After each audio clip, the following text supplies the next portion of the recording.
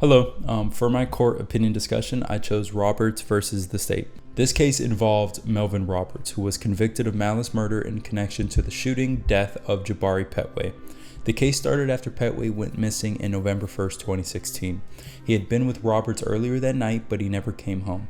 The next day, Petway's body was found near a road. He had been shot multiple times, and several things were stolen, including his wallet, phone, keys, and his car. The state built its case using several pieces of evidence. Phone records and surveillance videos showed that Roberts and Petway were together shortly before the murder. Cell tower records placed them near the area where Petway's body was found. Investigators also found a cigarette butt near the crime scene with DNA matching Roberts. Later, Petway's car was found burned, and a witness testified that Roberts asked him for help in getting rid of the car.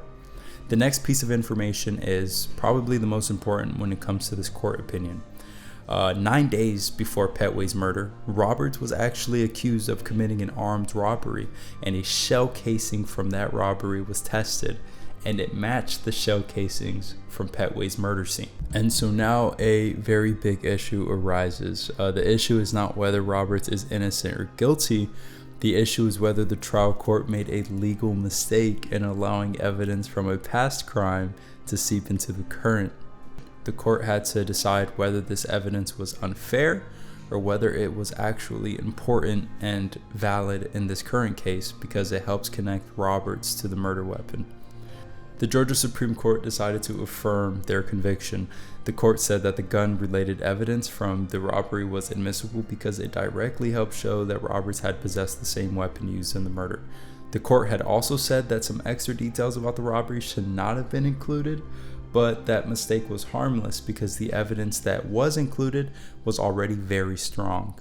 The major actors in this case were Melvin Roberts, who was the defendant, Jabari Petway, who was the victim, the state of Georgia, which prosecuted the case.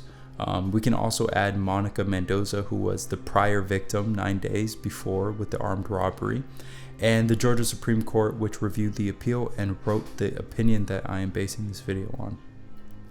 So now I just want to end off this video by talking about what stood out to me the most about this case.